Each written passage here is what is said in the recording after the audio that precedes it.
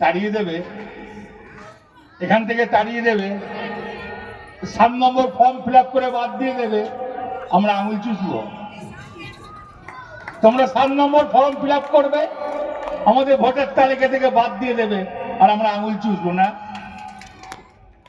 আমরা এই মাটিতে জন্ম আমাদের, তোমাদের ক্ষমতা নয় আমাদেরকে তোমরা বাদ দিয়ে দেবে।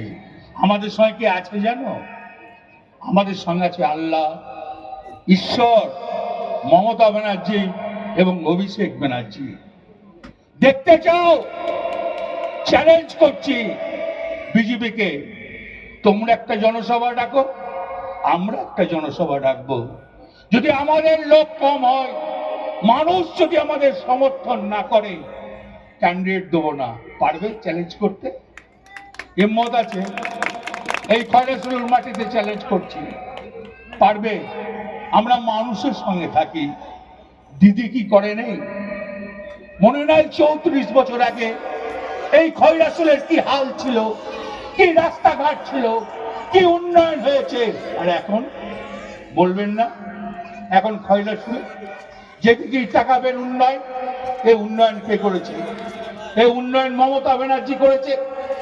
এই উন্নয়নের কারিগর তারা, আমার পঞ্চায়েত সমিতির মেম্বাররা, আমার জেলা পরিষদের মেম্বাররা, আমার গ্রাম পঞ্চায়েতের মেম্বাররা, আমার প্রধান, আমার অঞ্চল প্রেসিডেন্ট, আমার বুথ প্রেসিডেন্ট, যে সারা বছর মানুষের হয়ে কাজ করে, সাধারণত খেটে খাওয়া মানুষের জন্য কাজ করে।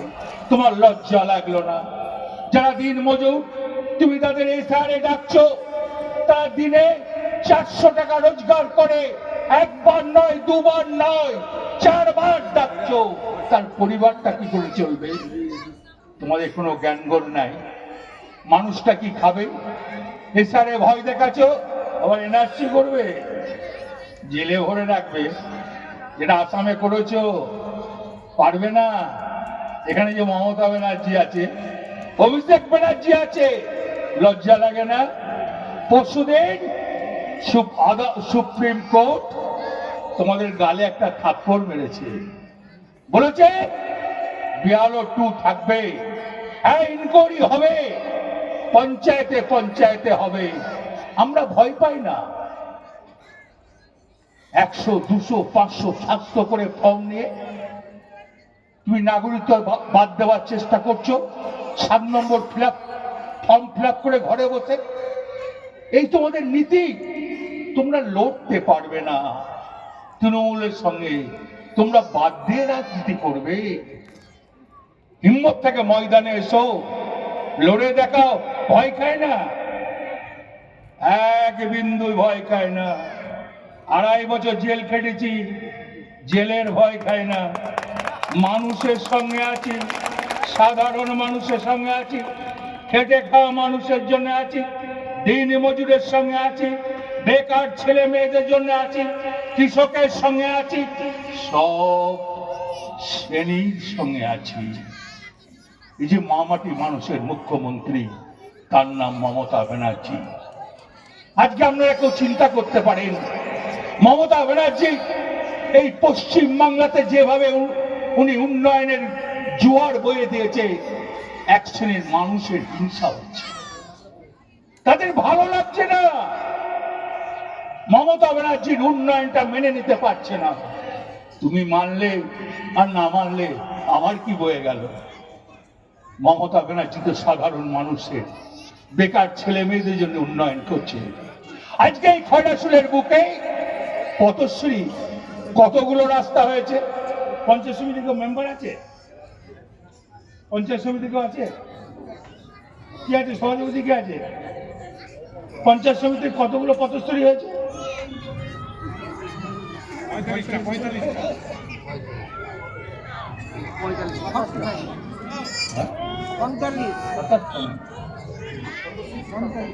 গোটা অঞ্চলে পঞ্চায়েত সমিতির সভাধিপতি হয়েছে, তাও সব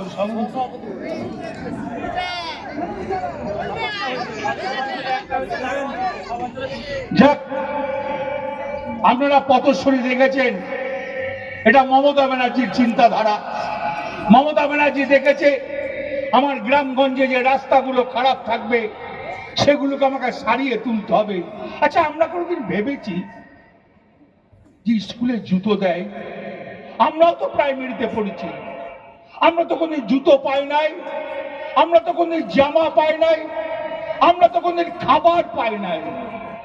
আপনাদের মনে আছে হাই স্কুলে উঠলে 5 থেকে স্কুলে মাইনে দিতে হতো? এখন দিতে হবে? এখন তো দিতে হয় না। এই চিন্তাধারা কার? মমতা ব্যানার্জি। এত হসপিটাল ছিল, এত স্বাস্থ্য ছিল, আজকে শিক্ষাকে যে জায়গায় নিয়ে গেছে স্বাস্থ্যকেও সেইভাবে নিয়ে গেছে। ভুল করবেন না, ওরা চেষ্টা চালাবে, অনেক অনেক ধরনের লোভ দেবে, প্রলোভন দেবে, কিন্তু 26-এ মমতা ব্যানার্জিকে থাকতে হবে, না আমাদের দুর্দিন। এটা মাথায় রাখবেন। এই এসআইআর পর ওরা এনআরসি করবে, সেই এনআরসি একমাত্র আটকাবে তার নাম মমতা ব্যানার্জি আর অভিষেক ব্যানার্জি। ওই জন্য মমতা ব্যানার্জিকে মুখ্যমন্ত্রী আমাদের প্রচন্ড দরকার। তাই আমি সবারই মা বোনের কাছে বলবো, আমি বুথের প্রেসিডেন্টদেরকে বলবো, যখন ভোট হবে ভোটের দিনে কিন্তু ঘরে বসে থাকবেন না, পাড়া প্রতিবেশীকে নিয়ে বুথে গিয়ে হাজির হবেন আর জোড়া ফুল চিহ্নে ভোট দেবেন। যেই ক্যান্ডিডেট হবে তাকে বিপুল ভোটে জয়লাভ করবেন, পরে আমরা ঝগড়াঝাটি করব। জয় হিন্দ।